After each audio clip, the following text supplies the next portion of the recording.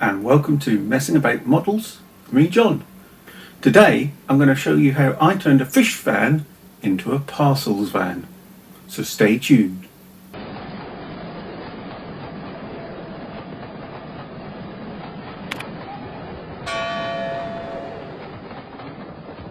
Hello, I'm going to show you how to turn one of these Hornby Fish vans, although I suppose it would work for say a Parkside kit or an older type of fish van, into a parcels van. In 1968, when BR lost quite a bit of its fish traffic, it converted a number of its fish vans into Express Parcels vans. I presume they also cleaned them out at the same time.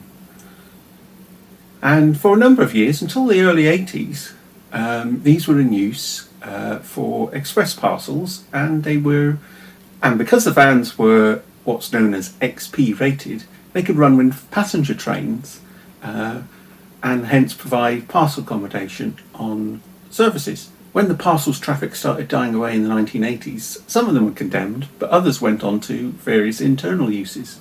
Check out Paul Bartlett's website for some photos. Well, let's go over to the workbench and start work. Right, and here's the object of today's video. As you see, the Hornby fish van is actually a very good model, very well detailed, especially with the chassis, and obviously it's got some good couplings as well. Well, today I'm going to use some transfers. These are from Model Master. I'll put a link down in the description. He's got a sale on at the time of writing, so good time to stock up on transfers if you need them.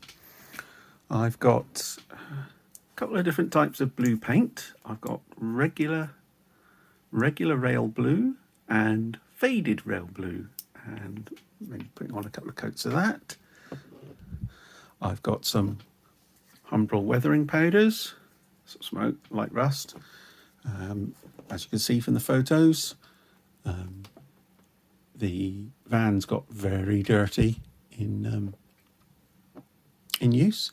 I've got some primer. Because this is a clean, fresh model, I'm going to put some primer on to try and improve the quality of the paint finish. I've got some dirty black paint. This is off of eBay from Roots Rail. I've used them and their paints are quite good. And a bit of light rust as well, paint from Rail Match, which we'll maybe dry brush on later. So, first thing to do is to take this apart, and it's relatively easy to do, he said.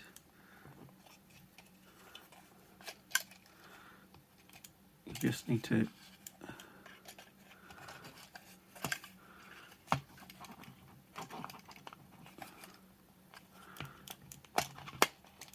just unclips. Oops, it's clipping back on again. Now, when I was practicing this earlier, it came off really easily, which is always the way, isn't it? Just, there we go. So there's the chassis. As you can see, part of the lower body panel is moulded there, and we'll be painting that as well. Although obviously that area will get very dirty, so we'll be hiding most of that under there. Obviously there's a weight in there which we'll leave.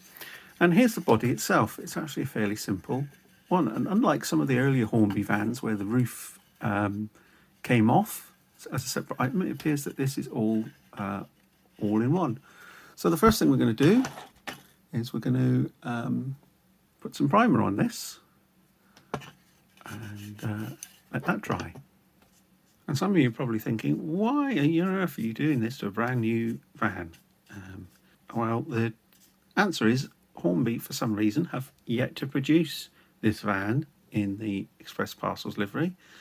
And no doubt, now I've said that, it'll be announced in January. Because it's an obvious further livery for them. They've done the white ones They've done ice blue ones used for fish traffic, but they've yet to do an Express Parcels version, which is strange because it's ideal for the later BR Blue modeler. Quite a lot of parcels trains would have had one of these SPVs, as they were coded under tops, and some of them became NPVs, which I'm not quite sure what the difference is. If you know what the difference is, let me know down in the comments.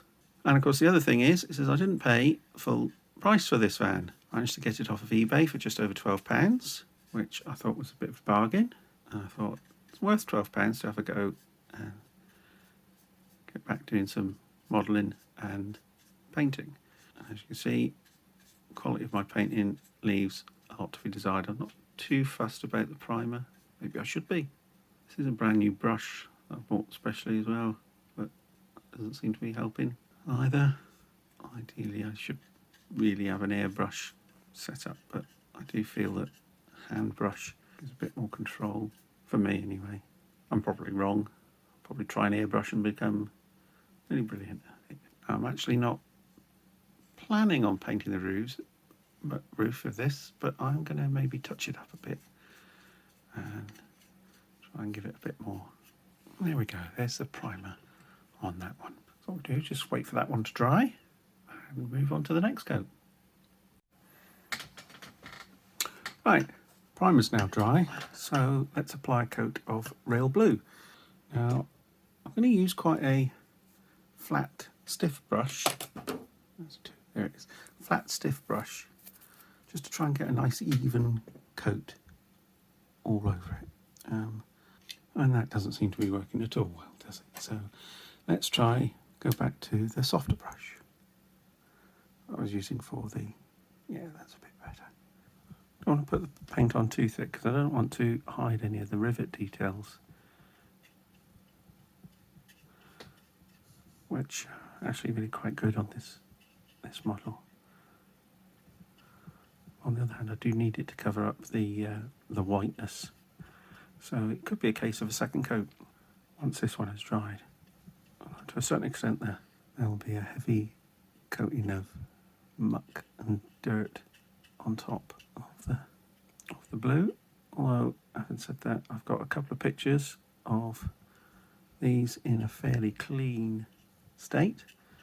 Admittedly, they were taken in 1970, so I'm presuming that they were like almost fresh out of the workshop. I hope that what this is showing is that, you know, anyone, whatever your skill level, and my skill level is not great, as you can probably see, can have a go and get a bit of enjoyment and a bit of fun. Have something different running on their layouts that isn't the same as everything else out of the box. And all this has cost me is 12 quid for the van, really, because I already had the paints. And also got to, if you remember, we had the sections on here. I just need to run a little bit of blue paint over it, just from the edge of the brush rather than. Right, what I'm going to do now is I'm just going to leave the first coat of blue. Well, now I've spotted a few gaps. Let's spread that about here.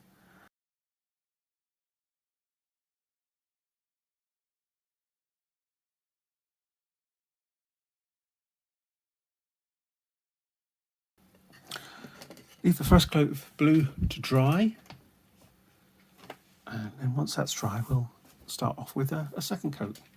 We might even put a third coat of some of this faded blue on as well. We'll see how it goes.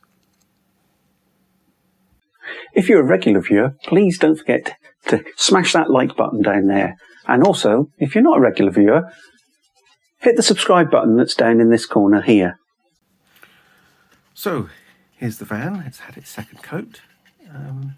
Doesn't look too bad in terms of the coverage, but I'm just not 100% happy with the finish of the paint. I'm guessing that might be because I've been using a brush rather than a spray or airbrush. So we'll see how it goes. Next stage is to put on the transfers, and then we'll weather the van and see what it looks like after that.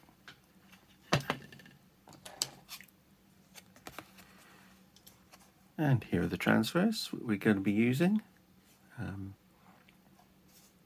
It's a little bit difficult to make out what they are because the background is quite light.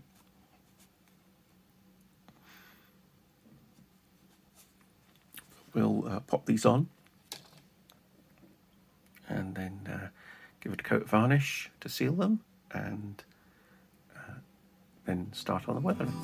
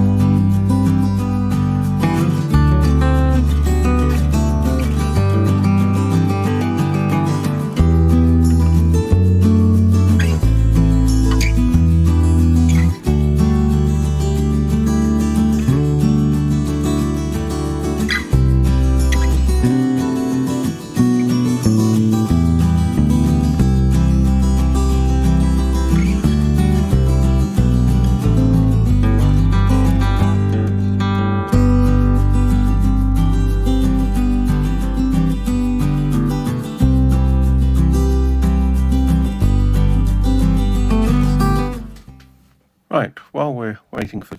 I'd just like to say thank you to all the people who have subscribed to the channel in October. We've had a bit of a bumper month so far, and I'd like to make a special mention to Walk Round, Martin Ennis, Bill Wilcox, Scottish Norfolk Southern Fan, New Durham Junction Model Railway, St David's Green, Piccadilly Engage Model Railway by John Warner, David Coverdale, I don't know whether that's the real David Coverdale or a different one, Nigel Evans, and many, many more. Thank you, all of you, for subscribing, and please share the channel amongst your friends. Meanwhile, let's go back and have a look at the wagon. Right, well, the varnish doesn't seem to have worked too well. It seems to have given us a Christmassy appearance to the van. If you've got any ideas why that's happened, let me know down in the comments. Meanwhile, let's try and do a bit of weathering and see if we can cover some of that up. Otherwise, it's going to be put this one down to a learning experience. First thing to do is to use a black wash. This is a Vallejo model wash. And we'll use a little bit of this. Generally downward strokes, just to sort of cover the vehicle in sort of dirt and grime.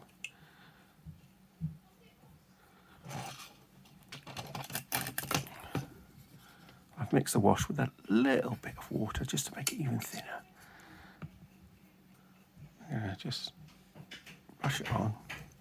And the ends will get really dirty because the sides will... Using vertical strokes to sort of make sure that it sort of follows the sort of pattern. Bit of Humbrol smoke, which we'll just brush in, and then we'll just put a little bit of light rust. And looks like we've managed to cover up the worst problems of the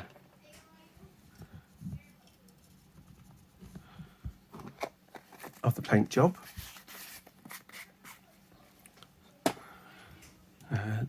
This is certainly something where practice makes perfect. So let's see how it looks on the layout. And here we have a short train headed by our trusty Class 27, just a single Mark I coach. And tagged on the end is our parcels van. As you can see, it looks really grubby, and hopefully that's hidden some of the poorest parts of the paint job, but I think it looks really good and sits in well with the layout. And of course, as they say, practice makes perfect. I'd like you to check out the video that's on screen, which I think you'll enjoy. And also don't forget to subscribe and hit that like button. And if you've got any comments or suggestions about today's build, leave them in the comments section below. See you in the next one. Bye.